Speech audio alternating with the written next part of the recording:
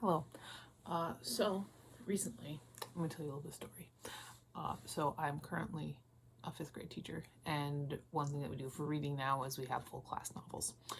And granted, 10-year-olds are easy to please, but one of them did say something that I kind of took to heart. And said, and he was like, do you read books do you read like your books like out loud? Do you ever read books out loud and like you could like put them on YouTube? And I was like, I could read my books out loud and put them on YouTube. So here's what we're gonna do.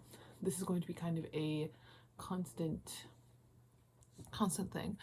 And we're gonna start from the beginning. So today, what I'm going to do is I'm going to read you the first chapter of Iscariot by me. This is the first book in the Pentology of Hell. This is the first book I ever published. It was the first book that like the very first draft that I ever finished was Iscariot. This is the first full length manuscript. Obviously, it's been rewritten about 16 times. Genuinely, this did have about 16 drafts, but we're gonna start Iscariot. This came out in 2020. It's dedicated to Emma Jones for reading a million emails on every stupid little idea that goes through my head. Iscariot, Pentology of Hell #1, Lakewood, North Dakota, November 17th, 2011. Part 1, Amanda. So, Chapter 1. The new kid had her poster. His name was Jake, he was from Bismarck, he never shut up, and he was holding the poster that she had, admittedly taking a chance on it getting ruined, grabbed from the history room before heading out to the buses. She needed to finish it tonight, and now she had to talk to Jake Highland to get it. It wasn't like Jake was mean, he just didn't shut up. He'd been at Lakewood for a couple of months, and already most of the high school had written him off as an annoyance. His only friends were Sam Jude, who was gorgeous mute and standing directly behind Jake, and Alan Carson, an 8th grader. Julian Rath, a 6th grade kid who lived next door to Alan, could be seen hanging around them sometimes too. Either way, Jake had collected a reject, as cute as he was, and a couple of middle schoolers. Hey Amanda, Jake said, you busy tonight? Oh great. He was going to ask her out again. He'd asked her to the Halloween dance, and she'd had to fake family plans to get out of it. But she didn't want to be a jerk. No, she said. Can I have my poster back? Oh, yeah, sure, Jake said. He held it out, but held onto it and kept talking when she grabbed for it. Do you want to come explore a creepy old house with Sam and me? It's the one on 46. You know, the creepy abandoned one? Of course you know. You've lived here way longer than me. But as Sam was talking, well, not talking, but he told me about it because he's way into creepy stuff, and it sounds cool, and if you want to come, it would be super cool if you would, like, answer so I can stop making a douche out of myself. Amanda said, and then her bus pulled away. Jake still hadn't let go of her poster, and she resigned herself to either an afternoon with Jake's voice bouncing around in her ears or walking home. And though it was November, it was North Dakota, and it was cold. So she sighed. How are we getting there? Jake pointed to Sam, who pulled out his wallet and extracted a driver's license. He showed it off with no indication that he cared at all about what was going on. He just held it between two fingers and met her eyes, completely straight-faced. Then he put it back in his wallet, flipping it shut with the finality of a coffin closing. Sam's one of those assholes who got his license 6 months after getting his permit at 14. Country kids, man. Amanda, who was also one of those assholes that had gotten her license 6 months after getting her permit at 14, didn't say anything. Jake grimaced a little, and Amanda took pity on him, even though he was still holding on to her poster. If you take me home afterward, she said, I'll come explore the stupid abandoned house with you. Jake cheered and held up a fist for Sam. Sam briefly touched his fist to Jake's, and then Jake offered it to Amanda. Amanda, feeling supremely awkward, gave him the fist bump, and then unceremoniously yanked her poster out of his other hand. Jake didn't even notice she'd taken her poster back. He just tugged at his backward snapback tighter onto his head and grinned. Amanda supposed that Jake wasn't ugly. It was just hard to look good next to Sam Jude, who was bona fide pretty. He was tall and lean, whereas Jake was shortish and scrawny, kind of like an 11-year-old. Sam had dark hair that fell in waves over his forehead and around his ears, and Jake's hair was dishwater blonde and spiked out. Sam's eyes were big and dark brown, Jake's were nondescript blue. And while both of them were very, very white, Sam's skin was smooth and even, Jake was covered in freckles. Also, maybe it was just because she was annoyed with Jake, but the fact that Sam physically couldn't speak was very appealing to Amanda right now. Though it wasn't a date of any kind, even though she knew Jake liked her, and Sam didn't give a shit about any of the girls at Lakewood. It was just a creepy excursion to an abandoned house with two boys, one of whom she barely knew, the other whom she'd gone to kindergarten with. It wasn't anything big. God, but Jake was talking again. And so, like, Sam's car's super tiny. It will fit, I think. Sam started walking across the parking lot, and Amanda followed, Jake blabbing a couple steps behind them at all times. Like, seriously, the thing's so tiny, it doesn't even have back doors, but it, like, runs, I guess. It was his dad's old car, and by old car, it was probably his dad's car in the 90s. It's kind of a piece of shit. Sam shot him the bird, and Jake shot it right back with a grin. You know I love you and your shit car, Sam. he said. Sam responded by stopping beside a tiny red Ford and pointing to the back seat and then at Jake. Ah, shit, Sam, you're gonna make me sit in the back on all your stupid emo CDs? Sam frowned and then glanced at Amanda. Point, yeah, it would be a dick move to make her sit back there. Sorry. Didn't mean to, pretend you weren't there, but it's really hard to have a multi-person conversation when Sam's involved. You're difficult, Sam. Sam opened the car door, folded the driver's seat forward, and pointed to the back seat. Jake tumbled through with a kind of awkward effortlessness, and then, before Sam could slam the seat back on him, put one hand to the back of it and turned to Amanda. I can take your bag and stuff. There's not even any room in the front, and it'll be a lot more comfortable with your shit out of the way. Okay, Amanda said. This was weird. Besides the obvious weirdness of the situation, the fact that she didn't really know either of them all that well, they had that kind of bro-y friendship that she didn't understand in the slightest. But she handed Jake her backpack and her poster anyway. It was better than having to walk home. And Sam looked really, really good. Sure, he dressed like a regular teenage boy, t-shirts and jeans and all that, but his clothes fit him and didn't have any mud stains or tears, and he wore Converse instead of dirty cowboy or muck boots. So she went around to the other side, tugged at the door until it popped open, and got in. The seatbelt stuck for a second, and she satisfied herself with the fact that, while the car was definitely not clean, the front was not the disaster zone the back looked to be. Sam, music, Jake said. Sam dropped into the driver's seat and glanced back. Jake held up Fall Out Boys from under the cork tree in Linkin Park's Meteora. Sam bit down hard on his lower lip and then grabbed Meteora. Ooh, a super emo day. Not one of those fake emo days. Hey, was Sam an emo in 8th grade? He looks like a former emo. He has way too many My Chemical Romance CDs for him to not have been at least a little emo. Seriously, dude wears Converse and sometimes black jeans, and that's pretty emo. Amanda said. He didn't, ever have a fringe or wear eyeliner or anything, if that's what you were asking. Damn it, Jake said. I was, hoping for full MySpace emo glory. Sam rolled his eyes and started his car. It did start like Jake had promised, though it rattled with a sort of alarming tenacity for a couple of seconds before it settled down. Sam popped in the CD, and the car was filled with industrial noise Linkin Park. Amanda didn't know any Linkin Park besides In the End, but it didn't really surprise her that Sam liked them. They pulled out of the school's parking lot and headed for the highway. Lakewood was a small town. Not supremely tiny, not by North Dakota standards, but still small. The town itself had a population of about 1,200, a combination middle and high school and a small elementary school, a bar, a gas station, a post office, a McDonald's, and 2 churches, a Lutheran and a Catholic. There had used to be a family-owned movie theater, but it had closed down in 2007, so it stood empty and the plastic lettered sign still advertising Spider-Man 3. Sam's driving wasn't as good as Amanda had expected it would be. He did go the speed limit, roughly, but it was like he saw stop signs about a half-second after he should have, and he stopped jerkily and frequently. Jake, unbuckled and holding onto the oh shit handle in the back seat, leaned forward to shake Amanda's shoulder. Should have warned you he sucks, Jake said. I think he only got his license because the lady at the DMV is scared of his dad. His dad's pretty scary. Dude, you're gonna miss the turn. Sam cranked the wheel to the left so hard and so fast that Amanda felt her stomach jump into her throat.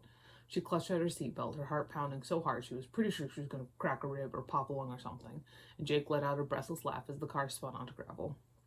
It careened towards the ditch for a couple of terrible goddamn seconds, and then Sam got control of the car again, and they were straight. God damn, Sam, Jake said. God damn. Sam shrugged. He looked calm, but like he was forcing himself calm. He was ashy pale and his arms were tense, but he looked like he was forcing his hands to stay and soft on the wheel, like he was forcing himself to not freak out. Amanda tried to force herself to not freak out, but it was hard. It made her think of her brother. He died in 2008 in a drunk driving accident. Freshman in college, runs away from a party, gets in a car with a bunch of other drunk freshmen. Driver doesn't look at an intersection. Half the kids die, Alex among them. She was normally okay in cars, as long as the driver didn't drive stupid. Sam seemed to be one of those guys that drove stupid, and it was not great for her resting heart rate. She was tempted to ask him to take her home, but she could see the house now. The trees that surrounded it, at least, and the peak of the roof with the dinky little formerly red chimney sticking straight out the top. Jake, who had lapsed into silence after they'd nearly gone to the ditch, decided that it was time to start talking again. So I figured this would be a good bonding activity for me and my boy Sam here, Jake said, seeing as all we really do is play video games and watch creepy movies on his impressively large flat screen, and Sam really likes creepy shit, especially old creepy shit. I'm pretty sure that he hasn't gotten anything lower than an A+ on any history assignment this year, and he has found creepy shit and things I did not know one could find creepy shit, and I like feeling like I know what's going on, and that's why we're coming to check out this creepy house. In case you were wondering. Okay, Amanda said. She hadn't really been wondering. She mostly just figured that teenage boys did stupid things, and sometimes those stupid things included creepy houses. Sam parked the car, stared at the steering wheel for a few seconds, and then sighed and turned the key. How long do you think this is going to take? I have to be home for dinner at 6. Jake said. He cleared his throat. It's 3:45 now, right? Sam held up 4 fingers. 4. Okay. Yeah, that should be fine. Dude, it shouldn't take longer than like 45 minutes. I don't know how much is going to be in here, honestly. I mean, it's cool, but like, how much could seriously be in there, right? Sam spread his hands and Jake laughed. Okay, yeah. Amanda had no clue what was going on, so she got out of the car. It was windier than it had been, or maybe the buildings in Lakewood had blocked some of it, but it was coming from the south, and so the wind block did nothing. Amanda shivered and tucked her hands into the sleeves of her coat. In the next few moments, Jake and Sam were out too, Sam pulling his trench coat tight around his body, and Jake unceremoniously losing his hat to the wind. Ah, shit. He went chasing after it, but stopped trying when it blew over the highway. Shit, man, you can't find fighting suit stuff very easy anymore, not since the name change. Sam pulled out his phone, tapped something out, and then Jake's phone buzzed.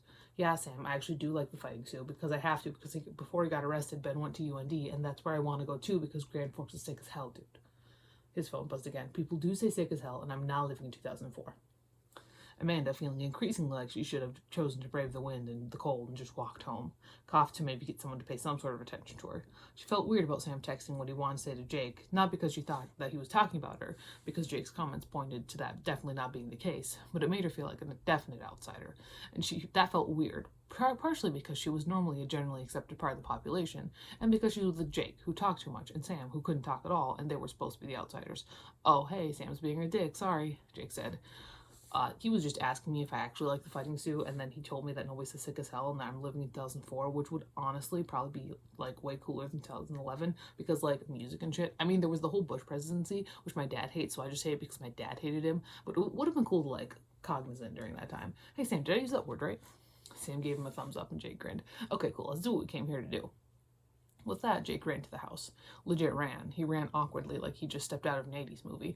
And Jake's 80s movie stereotype was definitely the dorky kid who got beat up all the time. He bounced onto the porch. Amanda waited for it to crack and crumble underneath him, but it held, and pushed on the door. It opened. It wasn't even hard. The fact that it opened without any resistance whatsoever made Amanda shiver. She supposed she was probably shivering anyway, with the wind and the cold and all, but it was a different kind of shiver. It was a kind of, holy shit, this was how horror movies start kind of shiver. But if Jake and Sam felt it, they didn't give it away. Sure, Jake looked a little nervous as he looked back to the two of them and grinned, but he always looked a little nervous. And Sam didn't look any different from before. Not at all. In fact, Sam pushed past Jake to be the first in and disappeared around the corner. Huh, Jake said. Yeah, he's just going for it. Come on, we probably shouldn't, like, split up. That's how members of the Scooby-Doo gang get captured. And to be honest, I'm probably Shaggy. And without Scooby, he would have been dead like a million times. So I'm gonna, like, shut up. I'm gonna shut up. Point is, we should go follow him. Yeah, Amanda said. She resisted the urge to rub her temples. Jake gave her a headache. But she followed him deeper into the house anyway. Somehow she'd lost him. Jake had run into the house immediately after Sam, taking that same turn, and Amanda had followed after only a couple minutes of wishing that she was anywhere but there. She should have at least been able to hear Jake, whether he found Sam or not, if he found him because he would definitely be talking to him, and if not, because he would definitely be talking to her. But she took the turn and was faced with a stripped room. She figured that it had once been a kitchen. It was too big to have been a bathroom, and she could see the remains of plumbing. On the other end of the kitchen, directly across from her, was a screen door. Directly to her right was a doorway that yawned into the blackness, and she didn't have to think to figure out which door that Jake and Sam had decided to take. Her critical thinking was rewarded when she heard a yell, and she shook her head. She didn't have to go down there. Sam had probably spooked Jake, and they'd come bursting up in a few seconds like breathless puppies. She kept her eyes on the doorway, her unease growing with every second that they didn't show up, and then she leaned on the wall, and the plaster screamed, and from the hole, Jake screamed, "Amanda, get down here, please, holy shit." She really didn't want to. Not only was it creepy in general, but she had the sudden image of the stairs breaking underneath her. Or worse, the stairs not being there at all. But Jake was still screaming. Wordless, just shrieks. It didn't make her want to go down there any more than the first screams had, but her phone was in her bag, in the car, and Sam might have locked the car, so going out there to get that was probably a stupid idea. That wouldn't get anything done. So when Jake screamed again, she crossed to the basement staircase and put out one foot to test for the stairs. They were there. At least there was that. She stuck to the edges of the stairs, away from the middle, but tried not to lean too hard on the railings. She remembered that scene in one of the Goosebumps books she read as a kid, where a kid leaned hard on the railing and fell. It hadn't been the main plot of the book, that had been something to do with an evil camera, but it was flashing through her mind anyway. The basement swallowed light.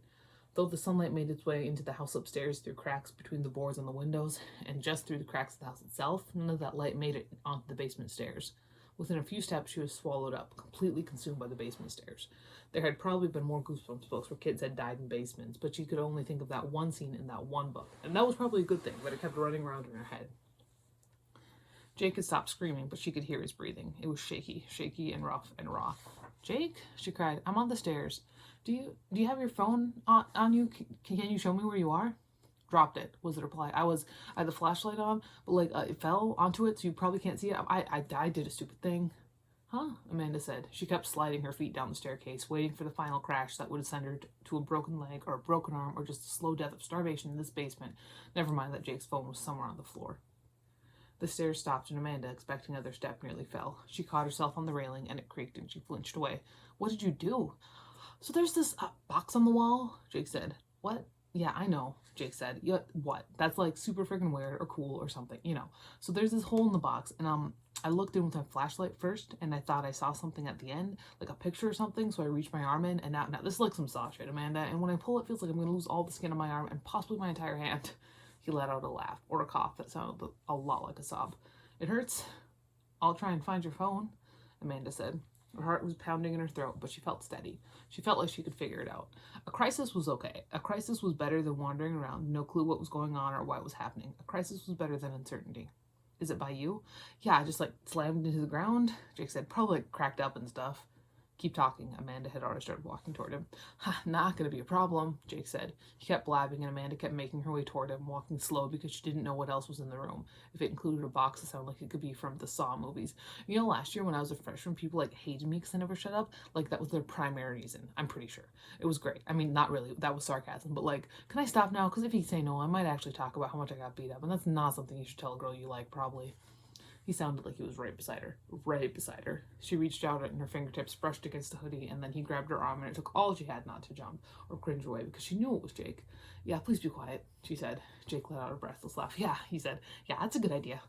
Amanda crouched. Jake's hand moved up her arm so that she could still crouch down. He could have some human contact.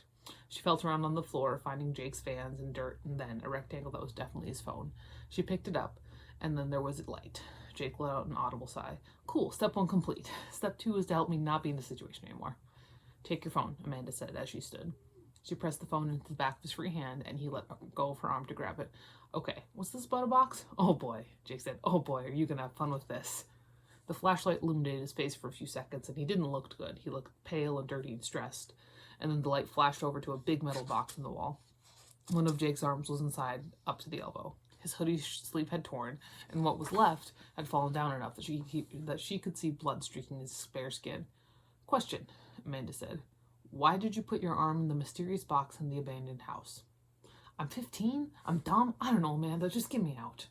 Amanda swallowed and got much closer to Jake Holland than she'd ever wanted to be. She moved between him and the box, which basically meant that he was spooning her standing up, and she prayed to whatever God was feeling bad for at the moment and put her hands into the box. There were definitely blades. She had her fingertips on the flats of them. The sharp points were laid flat against Jake's arm. It was like a saw trap.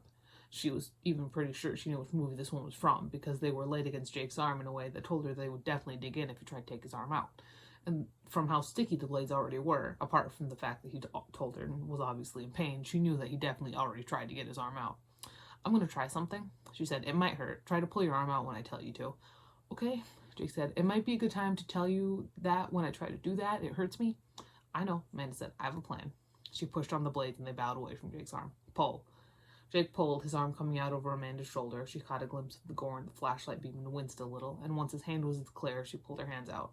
The blades snapped shut after her, and then they were faced with a box whose hole was guarded by a legitimate ring of blades. Okay, I know I already asked this, Amanda started. I know, Amanda, I know, I'm done. Please don't ask me why I stuck my arm in the obvious trap box again. Amanda couldn't help but laugh a little and then turned to face him. He illuminated his face long enough to give her a strained grin, then turned his flashlight to his arm. The gore was not better the second time around. His arm had been braceleted by deep-looking angular cuts. You're gonna need stitches, Amanda said. Yep, Jake said. He let out another one of those breathless, nervous laughs. Let's find Sam so that we can leave. This was a stupid idea, and now I'm bleeding, which is honestly how most of my stupid ideas turn out. Jake swept the flashlight beam around the basement then, and it looked like a normal basement, apart from the torture box on the wall. And the hole on the other side, with Sam June's phone laying in front of it. That's chapter 1. So when I wrote this book, and I'm not gonna talk a ton. When I wrote this book, like the first time, the whole reason, like this series has point of view chunks. Like we have like different sections and a different character takes each section, and they're just, that's what it is. It's point of view chunks. And the reason that started is because I wrote the first part of Amanda's point of view. Like I wrote a couple chapters and I was like, I hate this girl. And then I just switched to somebody else. So we got, I think, 2 more chapters of Amanda, and then we go to Sam. And then it's Sam's point of view for a while. Oh no, no, I don't know, like 3 or 4 chapters of Amanda, and then it's Sam, and then it's a different character, and then we finish out with Jake. But that's chapter 1.